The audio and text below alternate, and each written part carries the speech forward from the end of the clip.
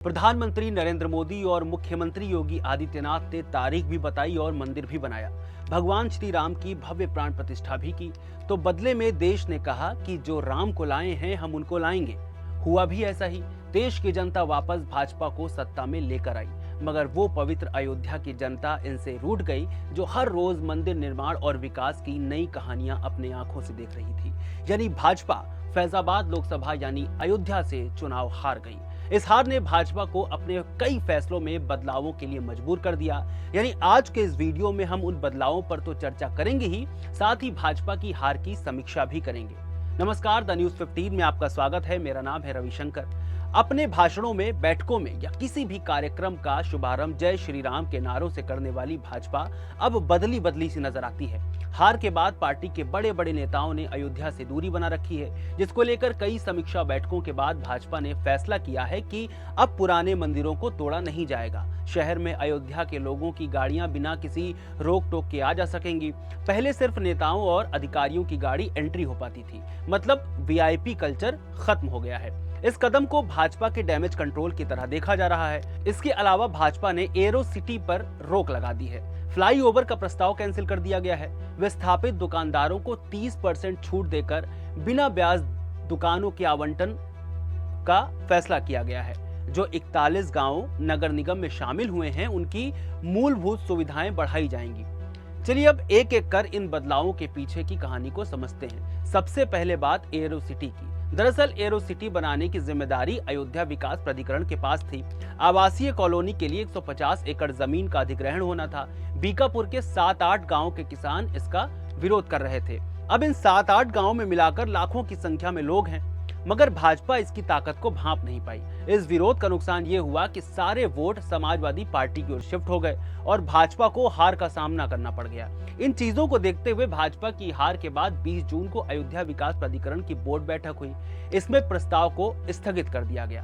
अब बात करते हैं फ्लाईओवर की। आवास विकास प्राधिकरण की ओर से 264.26 करोड़ रुपए से 6 किलोमीटर लंबा फ्लाईओवर बनाया जाना था।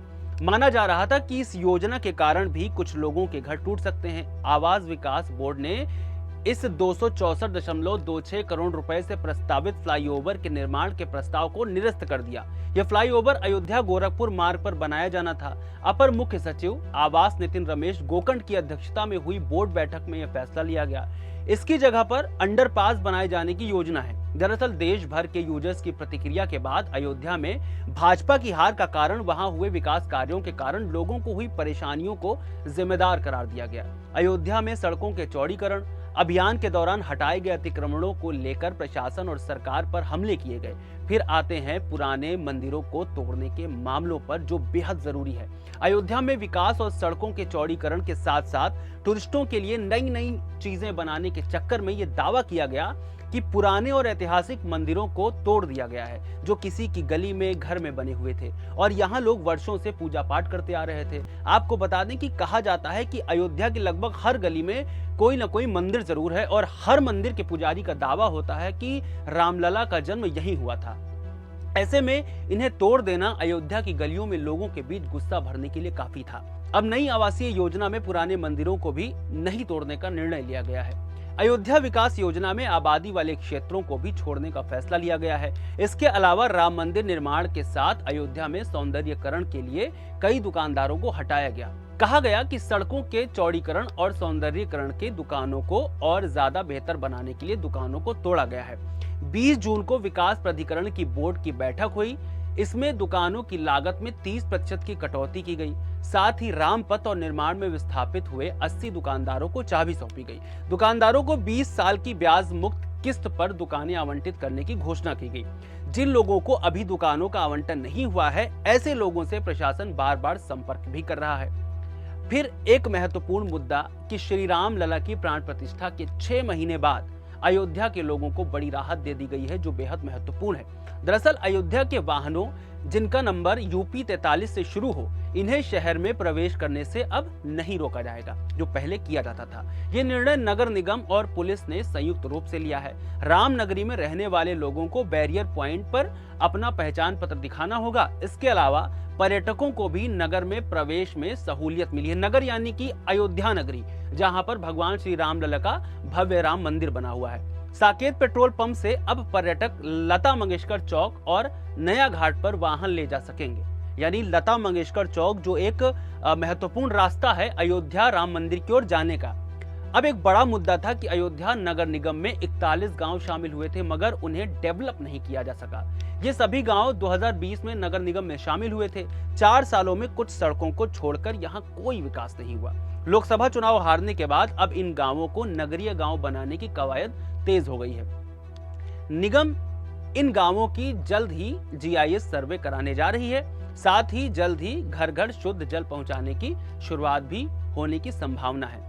इन बदलावों की चर्चा तेज तब हुई जब हाल ही में भाजपा प्रदेश अध्यक्ष अयोध्या गए थे और वहां कार्यकर्ताओं पदाधिकारियों के साथ बैठक की थी। इस बैठक में कार्यकर्ताओं ने आरोप लगाया था कि जो थोड़े बहुत वोट मिले हैं वो सिर्फ योगी और मोदी के नाम पर मिले हैं, जबकि उम्मीदवार जो थे यानी मौजूदा जो सांसद थे उस वक्त के लल्लू सिंह के नाम पर कोई वोट नहीं दिया गया है।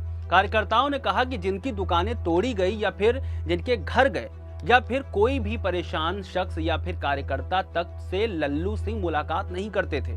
आपको बता दें कि द न्यूज़ 15 की ग्राउंड रिपोर्ट कहती है कि लोगों में इस बात को लेकर खासी नाराजगी है कि आए दिन योगी आदित्यनाथ या कोई बड़ा नेता मंदिर दर्शन के लिए या फिर कार्यों की समीक्षा के लिए आता रहता था, तब ट्रैफिक को आम जनों के लिए बंद कर दिया जाता था, जिसके कारण रिक्शे वाले, ठेले वाले या फिर लोकल लोगों को खासी परेशानियों का सामना करना पड़ता था। और यही वजह रही कि उनका कारोबार बंद हुआ और वो नाराज हो गए और इसी नाराजगी का शिकार भाजपा को होना पड़ा। आपको ये भी बता दें कि भाजपा ने फैजाबाद लोकसभा में सिर्फ अयोध्या विधानसभा सीट पर ही जीत हासिल की है। इसके अलावा बाकी 4 मिल्कीपुर, रुदौली, बीकापुर और दरियाबाद में भाजपा हार गई। ये 4 बाकी विधानसभा सीट हैं। अयोध्या विधानसभा सीट पर भाजपा को 1,04,671 वोट मिले हैं, तो वहीं इंडिया गठबंधन को 1,04,000 वोट मिले हैं। अयोध्या विधानसभा सीट पर भी भाजपा को मामूली बढ़त मिली थी, जबकि 2019 में यह बढ़त का अंतर कई गुना था। यहीं से भाजपा की हार का सिलसिला शुरू हो गया, क्योंकि अयोध्या विधानसभा में पिछड़ने का मतलब है कि आगे भाजपा की राह आसान होने वाली नहीं है। इसके बाद रुदौली विधानसभा सीट पर भाजपा पिछड़ गई। यहाँ बीजेपी को 92,410 वोट मिले और इंडिया गठबंधन को 1,04,113 वोट मिले। मिल्कीपुर में भाजपा को 87,879 वोट मिले, जबकि इंडिया गठबंधन को 95,612 वोट मिले। सबसे बड़ा झटका भाजपा को बीकापुर में लगा। यहाँ भाजपा को 92,859 वोट मिले, जबकि इंडिया गठबंधन को 1,22,543 वोट मिले, जो बड़ा अंतर है। इसके बाद सबसे ज्यादा वोट इंडिया गठबंधन को दरियाबाद विधानसभा सीट पर मिला। यहाँ इंडिया गठबंधन को 1,31,277 वोट मिले और भाजपा को भी अच्छे खासे 1,21,183 वोट मिले। इन सभी विधानसभाओं पर हार के बाद इतना तो साफ है कि देश अब धर्म की राजनीति में फंसने वाला नहीं है। अब देश को विकास की और तरक्की की राजनीति चाहिए। आज के लिए फिलहाल इतना ही। द न्यूज़ 15 में हमें देखने के लिए सब्सक्राइब करें। शुक्रिया।